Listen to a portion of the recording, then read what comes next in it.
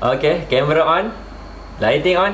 Cantik. Assalamualaikum warahmatullahi wabarakatuh. 2-3 kucing berdiri. Bertemu lagi dalam channel aku, Ashraf Buseri. Jadi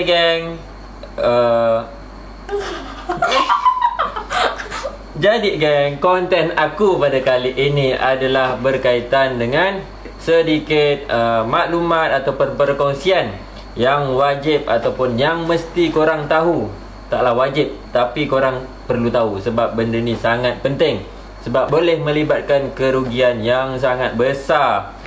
Jadi sebelum tu, aku nak tunjukkan dulu apa yang ada dalam dompet aku, sebab benda ni lah yang perlu kita berhati-hati. Kalau ada dalam dompet korang ataupun ada dalam penyimpanan korang, korang perlu berhati-hati. Tentang apa? Korang tengok video ni sampai habis supaya korang tahu. Jadi untuk first, aku nak tunjukkan dulu apa yang ada di dalam dompet aku, ataupun apa yang aku maksudkan sebenarnya.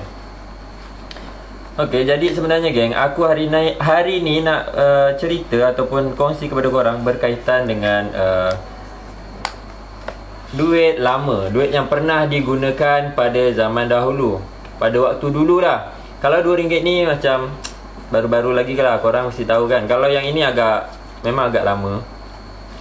Okay geng, berkaitan dengan duit ni, kita boleh bahagi kepada dua bahagian, iaitu duit yang sekarang, duit zaman sekarang yang kita guna sekarang untuk belanja harian ataupun kita untuk beli barang keperluan seharian. Itu duit zaman sekarang. Duit zaman dulu yang waktu dahulunya laku tapi waktu sekarangnya dah tak pakai lagi. Jadi waktu sekarang, duit yang sekarang kita gunakan untuk menabung, sebagai hobi menabung. Kalau duit yang lama, hobinya adalah kita mengumpul duit-duit lama, ataupun biasanya orang mengumpul stamp kan, dalam bentuk collection, dalam bentuk album, tapi kita kumpulkan duit-duit lama. So geng, sebenarnya aku nak cakap kepada korang, hobi yang kita buat selama ni, sama ada menabung ataupun kita mengumpul duit lama, boleh hilang begitu saja dengan pelbagai cara. Misal kata, kalau zaman sekarang kita kumpul duit, kita tabung duit, simpan duit, ada duit lebih kita simpan, duit lebih kita simpan, sampai satu masa kita akan guna apabila ada emergency ataupun ada hal yang memang perlu kita gunakan tabung kita tu, so kita akan guna duit tabung tu. Sama juga kalau konsep kita suka simpan duit lama, kita jadikan hobi untuk kumpul duit lama, tapi apabila ada datangnya seseorang pembeli yang menawarkan dengan nilai yang lebih tinggi, mesti korang pun akan terpedaya, akan terpengaruh, dan korang pun tak apalah, duit aku boleh kumpul lagi, duit lama aku boleh cari lagi. Tapi inilah kesempatan aku apabila ada pembeli yang nak beli duit lama aku dengan harga yang tinggi. Korang boleh andaikan contoh satu duit ni, saya kata orang yang memang betul-betul minat duit lama, orang Malaysia lah, dia mungkin dia ambil RM100 kan, dia beli dengan RM100 duit RM2 ni. Tapi kalau orang luar negara, dia akan tawarkan berlipat kali ganda, biasanya 10 kali ganda. So kita akan rasa macam, wow, inilah kesempatan aku untuk menjadi kaya, ataupun untuk dapat pulangan yang setimpal dengan apa yang aku kumpulkan. Sebab korang bayangkan, kalau sekeping saja dia orang beli dengan misal kata RM1,000, tapi korang ada 10 keping, so korang boleh kalikan berapa yang korang dapat. Tapi geng, aku nak cakap kat sini, korang perlu perlu berhati-hati, sebab sekarang dah zamannya scammer, zamannya penipuan online. Sebenarnya benda ni bukan baru berlaku, tahun 2021 dah lama pun berlaku, dan dah ramai pun orang kongsikan cerita ni. Biasa orang tulis dalam tu artikel, blog, dan kita baca dekat Google. So kepada korang yang tengok video aku ni, sama ada korang ada adik-beradik, keluarga, kawan-kawan, korang share video ni sebab benda ni sangat penting. Sebenarnya geng, kebanyakan diorang adalah scammer, daripada kalangan scammer, dan biasanya diorang akan buat tawaran ni di media sosial terutamanya, tersasul banyak malam ni, terutamanya di Instagram. Diorang akan menyamar menggunakan Instagram baru, dan diorang akan menyamar sebagai pembeli daripada luar negara yang menawarkan harga yang tinggi untuk membeli duit-duit kita. Misal kata diorang akan buat satu Instagram dengan username nama-nama Islamik. Contohnya Abdul James kan, Abdul James, dan biasanya diorang akan ada kod belakang tu 002 ataupun 004 Itu menunjukkan apa? Itu Instagram diorang yang keberapa. Sebab diorang ni nak tipu orang, dia tak pakai satu Instagram saja, dia akan guna banyak account. So dia akan gunakan nama Islamik, dan dalam tu dia akan tunjukkan testimoni daripada orang Malaysia, rakyat Malaysia, dan duit-duit Malaysia banyak. Dan kalau kita kaji, sebenarnya media sosial yang dia buat tu adalah yang baru-baru. Maksudnya baru buat 3-4 hari yang lepas, ataupun baru buat post 3-4 hari yang lepas, seminggu yang lepas. Dia tak ada yang dah bertahun-tahun, tak ada. Sebab kebanyakan diorang akan pakai IG tu dalam masa yang sekejap sahaja untuk dia tipu kita, tipu daya kita.